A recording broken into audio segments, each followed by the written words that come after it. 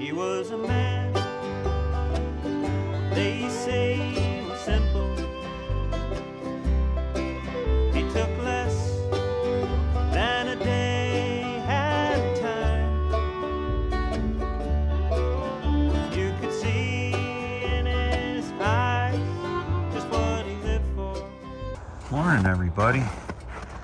See some red fur here. Another fox and a bobcat cubby. They just can't resist. Right at the end of this field here. This is my second wettest spot, but I've been just bedding the trap in grass and trying to keep the ice off it, and obviously that's working out.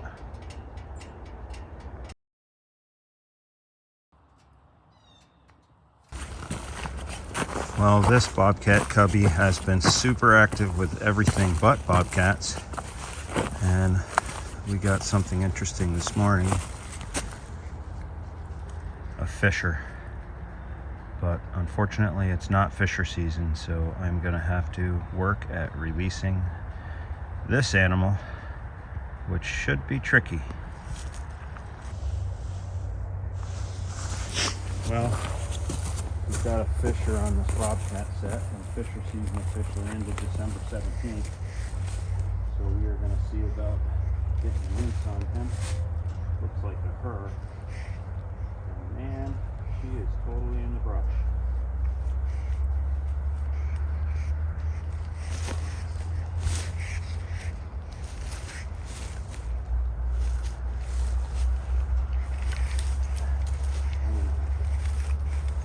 Get some of this brush out of here.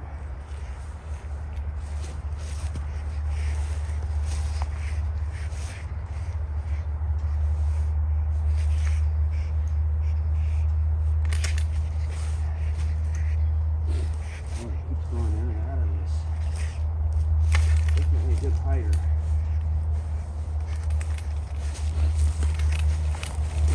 Good biter too. Maybe I can get him free.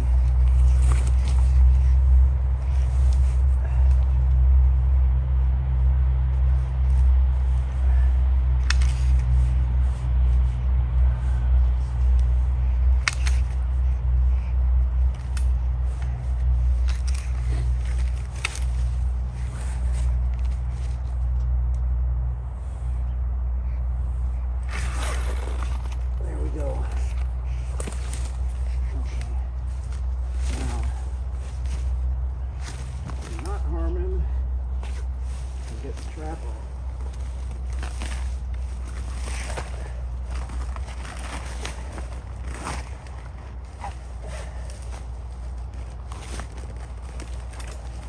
Oh, the picker bushes.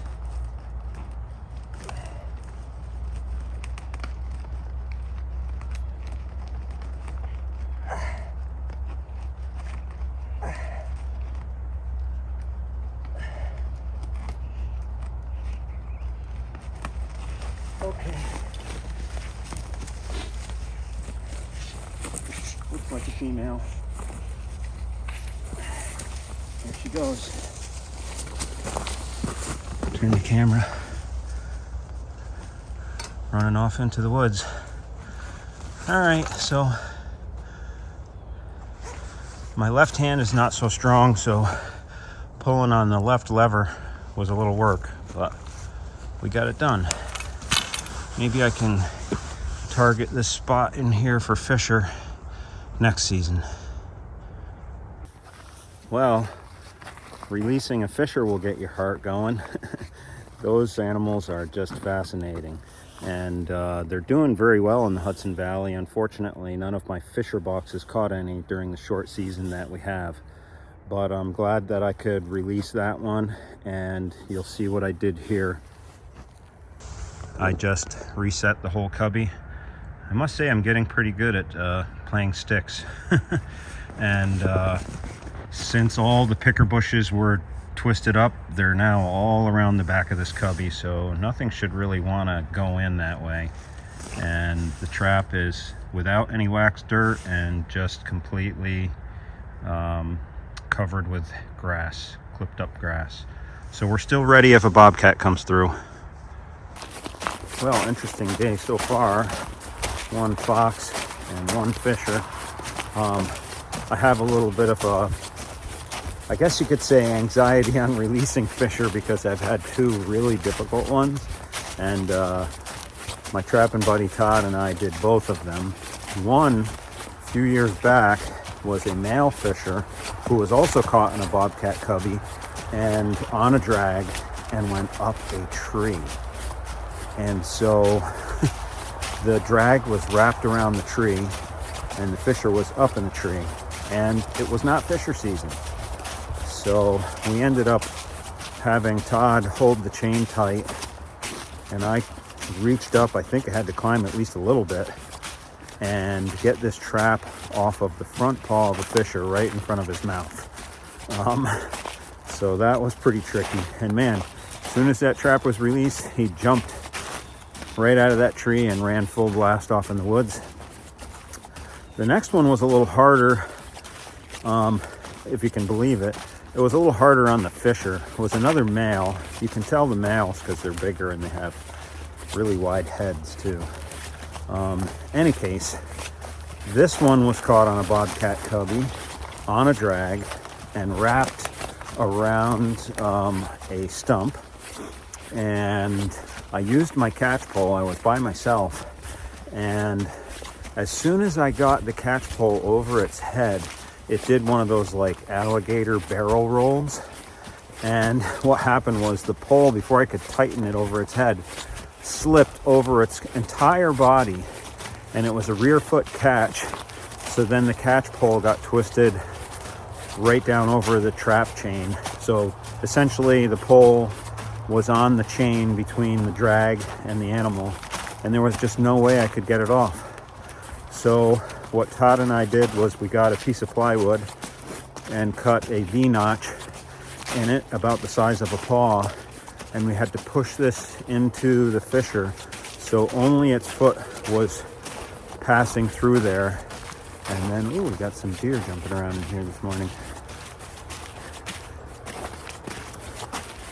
And then I had to get that trap off, and it just happened to be one of those 4-coil MB 550s, and it was kind of seized, so it was super hard. I was essentially on all fours, yanking on that thing with all my might to get that trap off. And so that fisher got a little more stressed out because it definitely took some time. I felt bad, but it also went running off into the woods.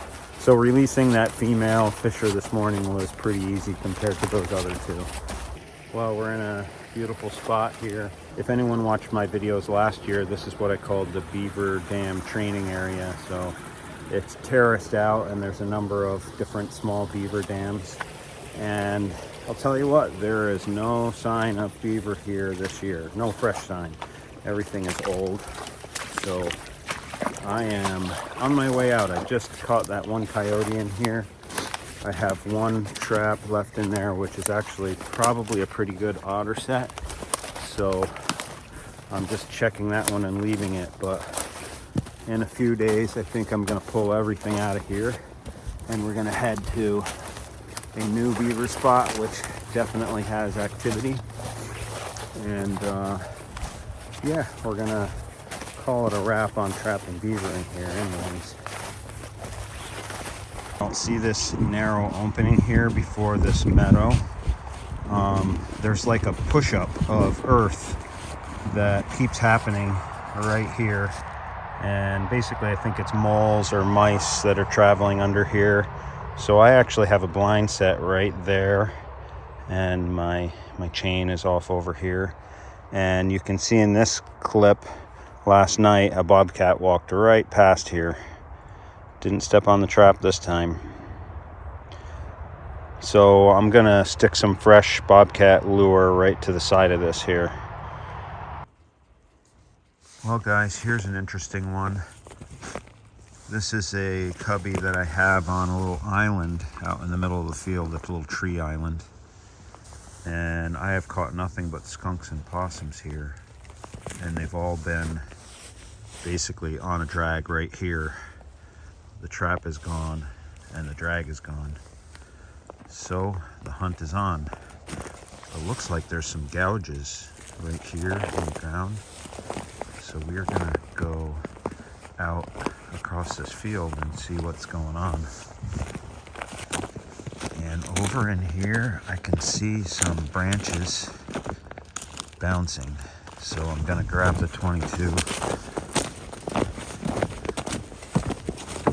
We're gonna head over there. Boy, it's kind of lucky that I saw the branches. A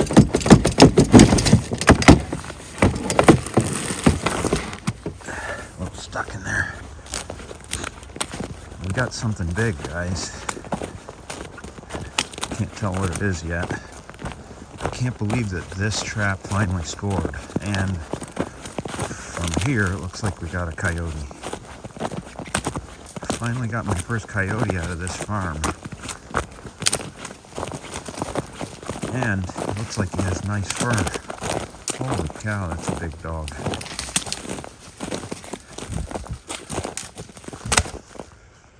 Okay.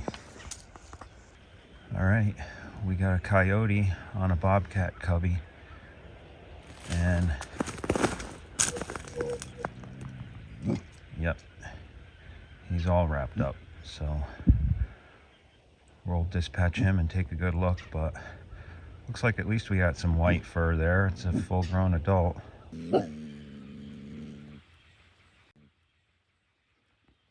Well, sure enough, we got this coyote on the bobcat cubby.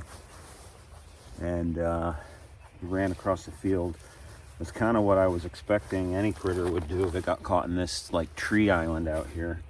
And just gonna show you again, this is the MB 550 4-coil on a drag, and gonna night latch it. Night latch it means that it falls into a notch on the dog. So this little stainless steel dog has a notch, and it just clicked in, and that makes the pan super flat. And as you know, most of this season I've been putting wax dirt in these holes, keep them from freezing up. And this one actually has wax dirt left in it. But I've just been resetting this trap after all the skunks and possums with grass over it. Here on my waist, I have these Fiskar scissors. By the way, if any other trappers are watching this and you're looking for good scissors, these Fiskar scissors are awesome. I have tried about 5 different pairs of shears for dressing up my sets. And matter of fact, I'll show you some clips of them, but there's these heavy ones here, work very, very good for cutting like frozen stuff in the wintertime, but they also don't spring back strong enough. And then there's these ones here, I forget what the name is. They're German made, and German or Swiss made, built for cutting more sticks and stuff like that. They don't cut grass too well. The grass actually binds in them. And then there's just regular pruners for your backyard, similar for cutting branches and things, don't cut hay very well. Then there's regular scissors that don't have a spring in them, and it's just like hard to get them open. But these Fiskars, these guys are the best because they're very sharp, very precise, and they open up on their own. And I think the key is that they're short, so we don't have a big long blade on these. Just get a bunch of grass and clip this off, and then we're going to cut little pieces that are like 1/2 inch or so and cover the trap. First I got to get a pan cover on there, and I got those handy dandy right here in the pocket.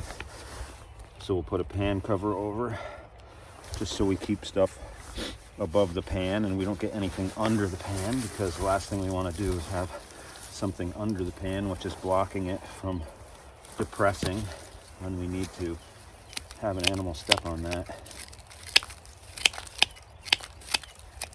So just gonna clip away. These guys work the best.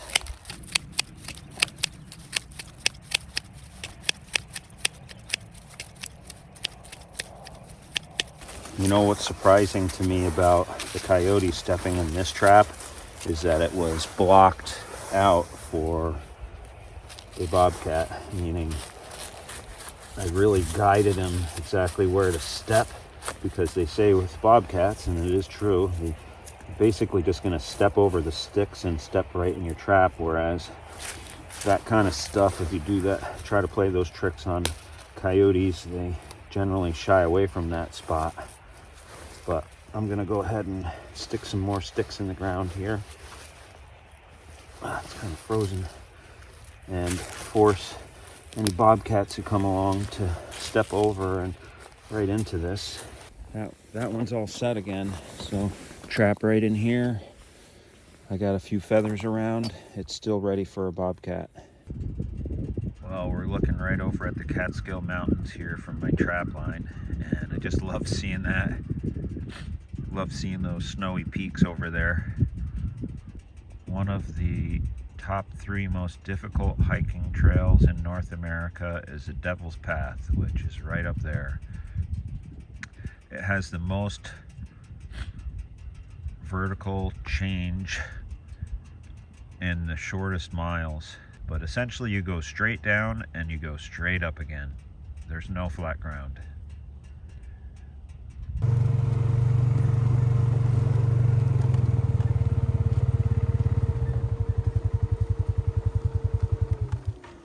This is the cubby that is really producing. I can't even count how many foxes I got here, and I had the fisher 2 days ago. So just amazing. All right, we'll get this guy out of here and reset.